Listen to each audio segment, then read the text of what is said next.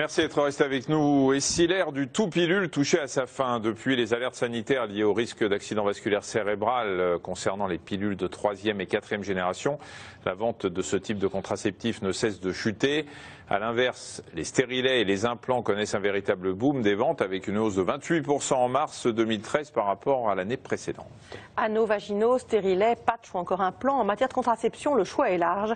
Le tout est de savoir lequel est le plus adapté à sa vie. On va vous parler des alternatives à la pilule avant un petit rappel sur le cycle hormonal des femmes. Un cycle, ça dure en moyenne 28 jours, ça peut aller jusqu'à 35 jours. On va voir ce qui se passe au cours des 15 premiers jours. Voilà, vous allez le voir, il y a plusieurs follicules contenant les ovocytes qui vont se développer dans l'ovaire ici. On a fait une coupe, on va vous montrer voilà, ces différents follicules. De l'œstrogène va être progressivement synthétisé. Et puis au 14e jour, un seul ovocyte va être libéré pour aller jusqu'à l'utérus. On appelle ça l'ovulation. Et cette fois, c'est de la progestérone qui va être libérée en grande quantité par ce qu'on appelle ici ce corps jaune. Alors ces hormones permettent de préparer la muqueuse utérine, de l'épaissir pour que l'ovule puisse y faire son nid. En cas de fécondation, ces hormones permettent aussi de liquéfier le bouchon muqueux qui bouche le passage sur le col utérin. Mais comme la plupart du temps il n'y a pas de fécondation, l'ovaire va arrêter de fabriquer les hormones et c'est cette chute hormonale qui provoque la destruction d'une partie de la muqueuse utérine et donc l'apparition des règles. Alors quand une femme a un cycle régulier, la période de fécondité est autour du 14e jour, plus précisément entre le 10e et le 16e. Une période importante à connaître pour les adeptes des méthodes naturelles. Voilà une méthode naturelle que Marina va nous décrire parce que personnellement je ne l'ai jamais utilisée. C'est l'auto-observation de la glaire cervicale, on appelle ça comme ça, et vous verrez tout à l'heure que ça s'associe à d'autres techniques pour pouvoir être le plus fiable possible pour éviter une grossesse. En fait, on met les doigts à l'intérieur du vagin. Vous verrez tout à l'heure. Très bien. Je vais donc continuer. C'est une bonne idée. Et on met les doigts dans le vagin et puis on regarde si ça fait. Alors à côté de ces méthodes. Vous voulez pas me le mettre, d'accord. À côté de ces méthodes, il y a bien sûr les implants, on verra ça tout à l'heure, le stérilet, on verra ça tout à l'heure, mais aussi des techniques chirurgicales, on les voit maintenant. Oui, on va voir ça tout de suite. Effectivement, la ligature des trompes utérines, en fait, on va bloquer le passage de l'ovaire à l'utérus, donc à ce niveau-là. On peut soit couper, voilà, tout simplement, et suturer ensuite les trompes donc pour bloquer ce passage. Et puis voilà, là on suture. Il y a deux autres techniques possibles. Soit on peut mettre des clips. Vous allez voir tout de suite. C'est toujours au même niveau évidemment. Voilà, on va venir clipper ici pour empêcher ce passage. Et puis dernière possibilité, c'est la pose d'anneau, toujours à ce niveau, pour empêcher la rencontre ovule-spermatozoïde. Pour répondre à toutes vos questions, le docteur Marie-Laure Brival, qui dirige le service d'obstétrique de la maternité des Lilas, c'est en Seine-Saint-Denis, près de Paris. Bonjour. Bonjour. Bonjour. Et on accueille Stéphanie Mouly. Bonjour Stéphanie. Bonjour. Alors Stéphanie, vous avez commencé comme beaucoup de femmes avec la pilule à 18 ans. C'était une évidence à 18 ans, il n'y avait pas tellement d'autres choix possibles? C'est-à-dire qu'on ne m'a pas vraiment proposé autre chose, parce qu'on était à l'époque encore où le stérilet chez une femme qui n'avait pas eu d'enfant, c'était déconseillé très très fortement, plus que fortement même. L'implant n'existait pas, donc en gros il me restait la pilule. Donc j'ai pris la pilule comme tout le monde. Vous l'avez pris jusqu'en 2004 où vous l'avez arrêté pour avoir un enfant, vous avez été enceinte pratiquement tout de suite. Tout à fait. Et après cette grossesse, vous avez hésité entre stérilet et implant à ce moment-là? Tout à fait, parce que en fait je ne me sentais pas de reprendre la pilule puisque j'étais sortie de ce cycle, de ce geste en fait d'avaler quelque chose tous les jours. Donc on a essayé de chercher autre chose et on a pris rendez-vous avec mon mari, donc avec le gynéco-obstétricien qui nous avait suivis et qui a pris le temps de nous expliquer donc les différentes méthodes qui nous étaient proposées, dont l'implant et le stérilet.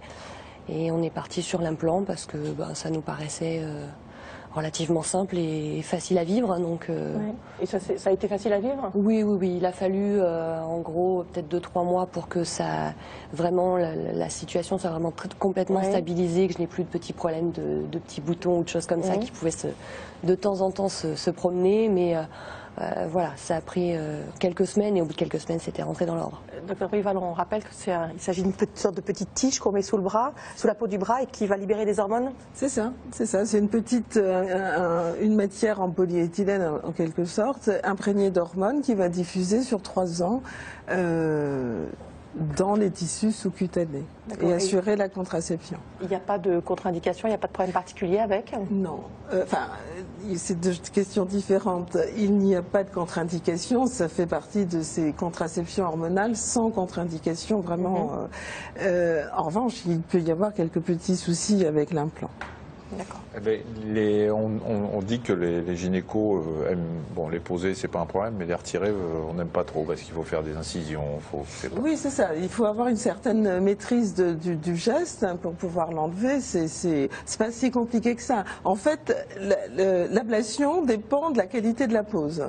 Si on l'a mal posé trop profondément, après, là, effectivement, il faut aller fouiller, chercher. Vous préférez faire ça toute seule, le poser et l'enlever. Comme ça, si c'est mal posé, vous savez que c'est vous. Et souvent, on envoie des gens pour enlever parce qu'ils ont été posés. Donc effectivement, il faut une technique vraiment très précise pour enlever ces implants. Quand ils sont mal posés, mais c'est ça, on ne peut pas effrayer là. C'est sur un délai de près de 3 ans, c'est ça? C'est efficace 3 ans. Et si en cours de route on décide d'être enceinte? Eh bien, il suffit de retourner voir le gynéco ou la personne qui l'a posé pour faire cette petite incision. C'est pas de la grosse chirurgie, c'est vraiment sur 3 mm et on va aller chercher la pointe de l'implant et l'enlever. Ça laisse une toute petite cicatrice à peine colorée sur l'intérieur du bras. C'est quelque chose qui prend en France, ça y est, l'implant ou pas? C'est une contraception très intéressante parce qu'il n'y a pas cette contrainte de prise quotidienne, il n'y a pas d'effet secondaire et c'est une excellente efficacité justement. Mais à cause des effets secondaires, notamment des pertes de sang, des prises de poids, un peu d'acné, enfin, certaines femmes ne supportent pas bien. Vous, il semblerait que vous l'ayez bien supporté. Moi, ça a bien tourné, on va dire, donc ça a été très facile à supporter. Voilà, oui, ça a vraiment duré. Moi, mais deux raisons pour lesquelles majoritairement les femmes reviennent pour l'enlever, c'est parce qu'elles ont grossi. Parfois des prises de poids quand même difficiles à croire, mais bon, qu'elles affirment, et puis des pertes de sang. D'accord. Que penser de l'implant pour une adolescente de 15 ans qui a des migraines fréquentes? C'est une bonne alternative. C'est vraiment parce que justement il n'y a pas cette contre-indication des œstroprogestatifs. La migraine est une contre-indication et à l'adolescence c'est difficile d'avoir la rigueur raisonnée pour prendre une pilule tous les jours à heure fixe. Ce d'autant plus si les parents ne sont pas au courant. Donc il faut cacher, il faut mettre ça chez une copine, etc. Donc l'implant, c'est assez discret. Il faut vraiment toucher le bras assez profondément. Personne ne peut, c'est sur la face interne. Et il n'y a pas cette contrainte de prise. Donc c'est vraiment une contraception intéressante chez l'adolescente. On nous demande si c'est vrai que l'implant est déconseillé aux femmes de plus de 40 ans. Non. L'implant de progestatif... ça peut être une alternative, mais enfin, c'est pas la première contraception qu'on leur propose. C'est ce qu'on demande ensuite, quel est le meilleur moyen de contraception après 40 ans? C'est le stérilet? Oui, il me semble. Oui. Stérilet uniquement au cuivre ou stérilet avec des hormones? Qu'est-ce que les femmes... Alors, ça dépend. Soit il y a des troubles associés à cette période autour de 40 ans qui commencent à être la périménopause avec des ovaires, comme vous l'avez montré, qui commencent à dysfonctionner, à dysovuler correctement. On peut avoir besoin d'une contraception hormonale qui va en même temps servir de traitement pour harmoniser les cycles. S'il n'y a pas besoin de ce traitement, le dispositif intra-utérin me paraît la meilleure contraception. D'accord. L'anneau contraceptif, diffusion locale d'hormones, est-il moins nocif que la pilule? Est-ce une bonne solution de substitution? Aurélie, on rappelle, c'est un anneau qu'on place directement dans le vagin, au fond du vagin, non? Oui, c'est ça. J'ai cru que j'avais dit une bêtise. Moi aussi. Mais cherchez ce que vous aviez dit comme bêtise. Une fois, je la voyais pas celle-là. C'est gentil. Il ne faut pas se tromper, l'anneau, contrairement à l'implant, contient des œstroprogestatifs. C'est une pilule qui est locale et qui va diffuser par l'intermédiaire de l'anneau dans les tissus vaginaux et circuler dans le sang. Donc c'est exactement la même chose qu'une pilule œstroprogestative. Les mêmes contre-indications, les mêmes effets secondaires. Le seul intérêt, c'est qu'il est en place pour 3 semaines. Donc on n'a pas cette contrainte de prise quotidienne. Mais il faut quand même le changer toutes les 3 semaines. D'accord. Par quel contraceptif peut-on remplacer la pilule Diane 35? Parce que je la prenais contre l'acné qui depuis est revenue. Florence qui a 22 ans, c'est des flopées de questions de ce style effectivement avec cette pilule Diane 35. Diane 35, effectivement, n'avait pas l'autorisation en tant que pilule, déjà, il faut le savoir. C'est un traitement hormonal et il n'y a rien qui remplace Diane 35 puisque c'est vraiment cette seule combinaison hormonale qui contenait une hormone androgènes. Or, ce sont les hormones androgènes qui donnent ces phénomènes d'acné. Donc, on ne peut pas trouver l'équivalent puisque c'est supprimé. Cela dit, on peut faire une association hormonale sur prescription médicale qui va dissocier les choses, mais ça reste tout à fait les mêmes contre-indications. Stéphanie, vous avez accouché une deuxième fois, votre deuxième fille. Vous avez alors décidé de mettre un stérilet. Ouais. Décision, parce que vous aviez envie de changer, c'était quoi le... Oui, parce qu'on avait essayé l'implant, on savait que ça fonctionnait, on s'est dit qu'après tout le stérilet, on n'avait pas essayé, donc voilà. Pourquoi pas? Parce que vous êtes du genre à tester tout, en fait. Vous travaillez absolument. pour 60 millions de consommateurs, en fait. Presque. Parce que là, pourquoi l'implant fonctionne, pourquoi vous le gardez pas? Non, parce que en fait, sur le coup, donc le stérilet a été posé beaucoup plus proche de la naissance de ma deuxième fille que ne l'a été posé l'implant, en fait. Et sur le coup, c'était, on va dire, plus simple. Plus basico-pratique si on peut dire, c'est que ça nécessitait pas donc d'insertion ni de points pour refermer l'incision, etc. C'était plus facile et à la pose et à la dépose si on peut dire ça comme ça. Donc du coup, on a opté pour ce type-là. Alors pose-dépose de stérilet, justement. Il intéresse de plus en plus de femmes pour leur contraception et pour beaucoup c'est l'alternative à la pilule. C'est le cas de Kaena que Delphine Renaud et Timothée Lerex ont rencontré. Kaena prenait la pilule depuis de nombreuses années, mais aujourd'hui, cette jeune maman a décidé de se faire poser un stérilet. La pilule, ça nécessite quand même une certaine rigueur au quotidien, avec des horaires plus ou moins fixes pour la prendre, ce qui n'était pas très simple pour moi. D'autre part, avec tout ce qu'on entend sur les pilules, ça n'a pas forcément été bon pour rassurer, en tout cas les femmes qui se posent la question comme moi, de savoir quel est le moyen de contraception qu'elles vont utiliser. Lors d'une première consultation avec son gynécologue, il lui a prescrit un stérilet en cuivre, c'est-à-dire sans hormones. Il sera efficace dès sa mise en place dans l'utérus. Ça bloque d'une part la rencontre de l'ovule et des spermatozoïdes. Donc ça diminue la progression, ça diminue la qualité de la réception de l'œuf, puisque la nidation, l'œuf, s'il a lieu, pourra moins s'implanter. Bon, c'est tous ces phénomènes mécaniques qui existent et qui en font un moyen de contraception efficace. Comme beaucoup de femmes, Kaena a quelques craintes. C'est vrai que, en général, on dit que ça fait un petit peu mal. Donc oui, il y a toujours un peu d'appréhension. Bon, le docteur qui me suit depuis un petit moment, en général, ne me fait pas mal pour les consultations classiques. Donc bon, il reste plus qu'à espérer que ça se passe bien. Je vous montre sur la maquette. Voici de vous de profil et on va mettre le stérilet à l'intérieur qui va venir ici. Et on tire un tout petit peu sur l'utérus pour qu'il soit dans le bon axe, pour éviter qu'il y ait une perforation. Puisque c'est la principale complication lors de la pose du stérilet, il faut la connaître, c'est la perforation. Il y a une perforation sur 1000 poses. Geste rapide et précis, la pose aura duré moins de 10 minutes au grand soulagement de Kaena. Tout s'est très très bien passé, j'ai quasiment rien senti, comme si on avait fait une consultation de contrôle tout à fait classique. Vraiment rien senti. Donc là, ça va, c'est parti pour... C'est parti pour un petit moment. Et même un long moment, car ce type de stérilet est efficace pendant 10 ans. Toutefois, Kaena devra revenir après ses prochaines règles afin de s'assurer que le stérilet n'a pas bougé et consulter rapidement à la moindre douleur ou perte anormale. Alors Sonia demande pourquoi le stérilet au cuivre donne des règles abondantes. D'abord, est-ce que c'est toujours le cas? C'est fréquent? Ce n'est pas toujours le cas, mais c'est un phénomène qu'on observe quand même. Les femmes qui ont un dispositif intra-utérin ont des règles plus abondantes. Parce qu'il y a un état inflammatoire qui est créé par le dispositif et qui va maintenir le saignement un petit peu plus longtemps et de façon plus abondante. Donc c'est un inconvénient du dispositif, mais on ne peut pas préjuger de quelle femme va avoir ce type d'inconvénient. Il faut l'essayer, on peut le poser, l'enlever immédiatement ou un mois plus tard, enfin il n'y a aucun problème. Mais il faut l'essayer pour savoir comment on réagit, je pense que... Moi, c'est un petit peu différent parce que j'ai un stérilet qui est hormonal, donc du coup je n'ai plus du tout de cycle, et ça depuis la pause. Et ça vous arrange? Ah oui. Ça vous va bien, ça? Ah oui, oui, je reviendrai pour rien au monde en arrière. Voilà. Est-ce que vous avez ressenti des douleurs, soit au moment de la pause, soit lors de rapports sexuels, ou une gêne, ou quelque chose? Parce que c'est ce qu'on nous pose, là, j'ai un stérilet, je ressens parfois des douleurs lors des rapports sexuels, faut-il le changer?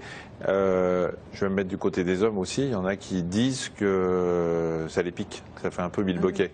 Les hommes en général ont très peur de ce qui peut se passer au fond de la grotte pour leur sexe. Enfin, déjà, faudrait-il faire ça. Alors, il y a vraiment beaucoup de peur, quelle qu'elle soit.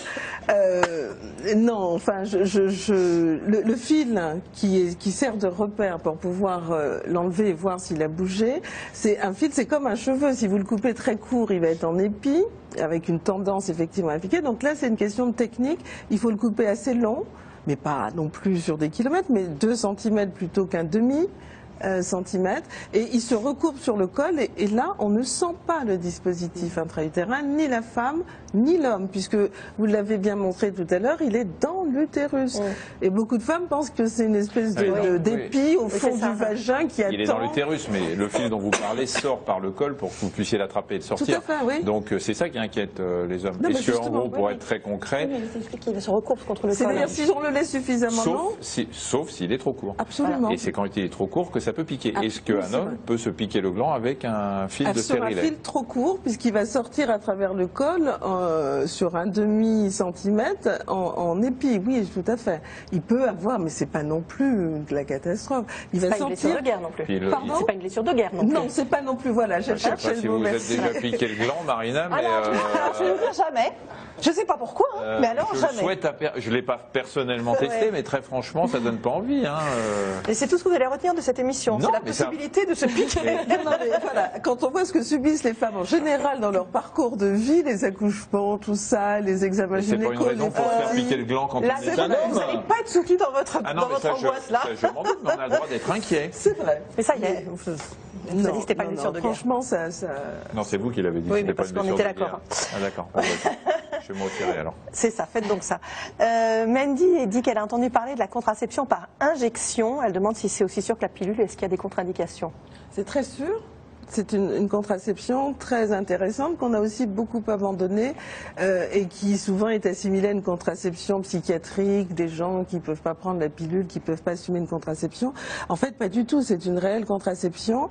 Mais une injection de quoi exactement? Pardon, c'est une injection de progestérone à forte dose. Donc ce n'est pas de micro-progestatif et ça va bloquer l'ovulation et avoir une durée de 3 mois.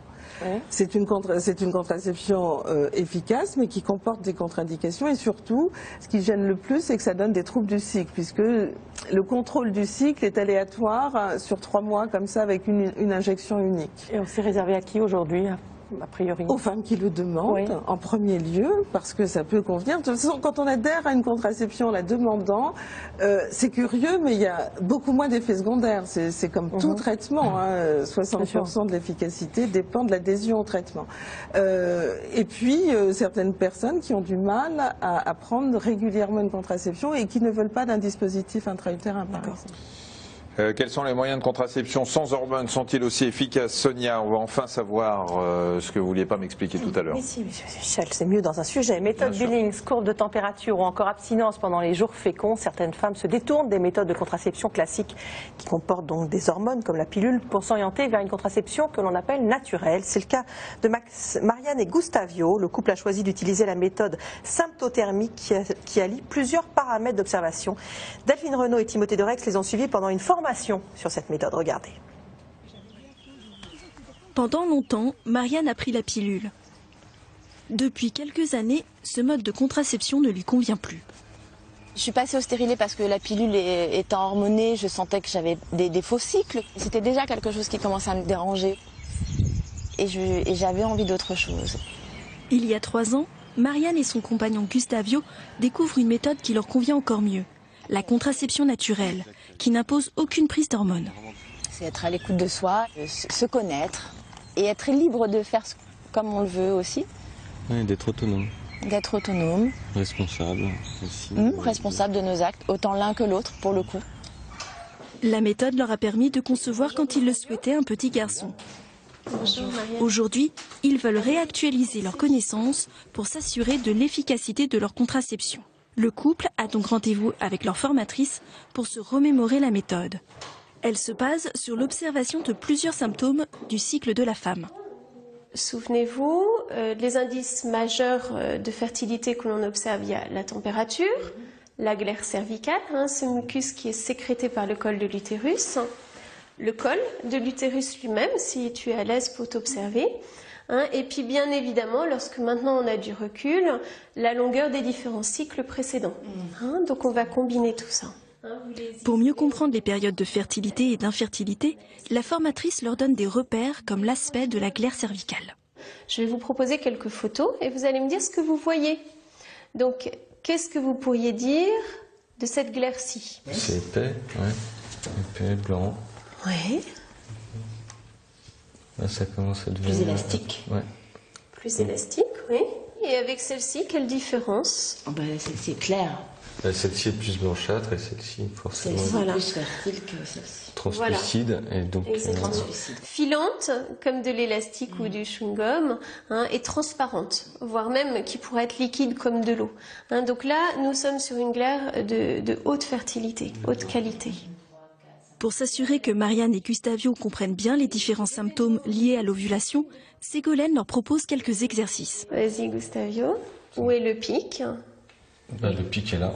Voilà, avec premier jour une glaire de moindre qualité, deuxième jour qui correspond, le petit H qui correspond à la sensation d'humidité, et troisième jour, humidité. C'est important parce qu'il faut que ça devienne un automatisme, tout simplement, parce que si on est là à se poser des questions, autant les faire ici que d'être là sur notre feuille chez nous tout seul à se dire tu te souviens c'était petit.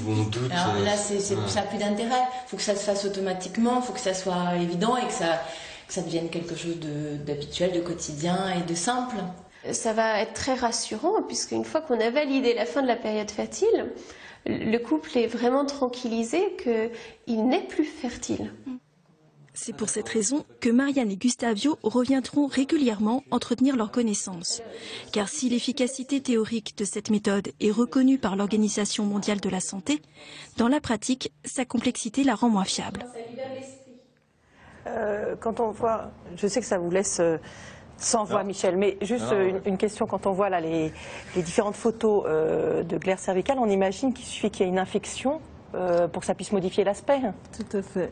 Tout à fait, c'est-à-dire que c'est une méthode intéressante à plus d'un titre, donc je peux y revenir plus tard, mais effectivement, c'est intéressant parce qu'il y a eu pratiquement 3 décennies où les femmes ont perdu toute relation avec leur propre corps, par l'instauration d'une contraception. Vous avez commencé à 18 ans, je dirais même que c'est très tard. Souvent, les jeunes filles, c'est à 15 ans, jusqu'à la première grossesse, une contraception. Donc, la pilule mettant un cycle totalement artificiel, ça, personne ne connaît, plus aucune jeune fille ou de femmes ne connaît tous ces systèmes. Donc effectivement, il y a des cours à prendre.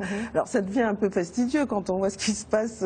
Surtout, il n'y a plus de spontanéité du tout, quoi. Ah ben oui, si on est sur un contrôle permanent. La glaire cervicale, plus les températures, machin, vous avez envie de faire l'amour, il faut regarder le calendrier avant. Pour la connaissance de son fonctionnement en tant que femme, une réappropriation justement de cette connaissance-là, parce que la pilule avait tout annulé. Maintenant, en pratique, vous avez complètement raison, toute infection va modifier ça, et il faut une sacrée maîtrise effectivement de la connaissance. Il faut déjà aller chercher la glaire, il faut avoir un rapport à son corps tout à fait simple et une certaine liberté par rapport à sa sexualité pour pouvoir, et ça se joue à deux, il faut aussi du contrôle, et ce mélange de plusieurs méthodes peut avoir son efficacité.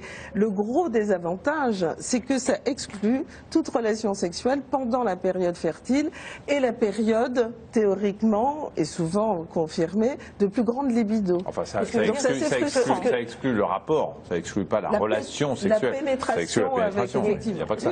Ça exclut la pénétration. Ce que je veux dire, c'est que ça ne peut pas être conseillé à des femmes qui, pour des raisons médicales, ne peuvent plus avoir de grossesse. Il y a quand même un risque malgré tout, c'est une fiabilité qui est moindre que les autres méthodes. Donc effectivement, quand il y a un vrai risque médical à une grossesse... Tout à fait, parce qu'il faut pouvoir analyser cette glaire, elle peut être modifiée par n'importe quelle infection, et surtout le cycle lui-même peut être modifié à l'occasion de n'importe n'importe quoi. Un choc émotionnel, un voyage transatlantique avec un décalage horaire. Donc on peut perdre ses repères. Et puis surtout, c'est une méthode a posteriori. C'est-à-dire que si vous avez vu la durée de vie des spermatozoïdes 3-4 jours, si vous avez des rapports avant le constat de la glaire filante, eh bien la grossesse a lieu quand même. D'accord. Ça vous tente? Pas du tout. D'accord. Trop contraignant. Mais c'est quand même intéressant, on a bien compris effectivement pourquoi. Merci beaucoup en tout cas à toutes les deux d'être venues.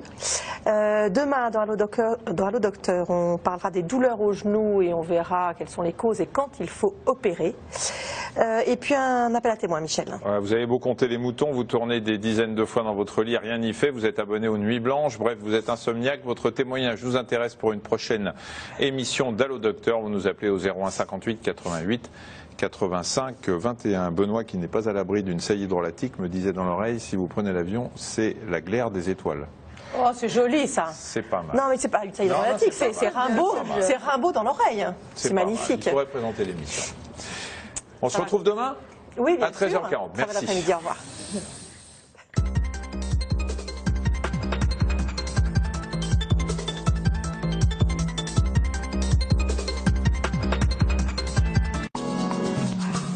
Plus d'infos santé dans Allo Docteur sur France5.fr.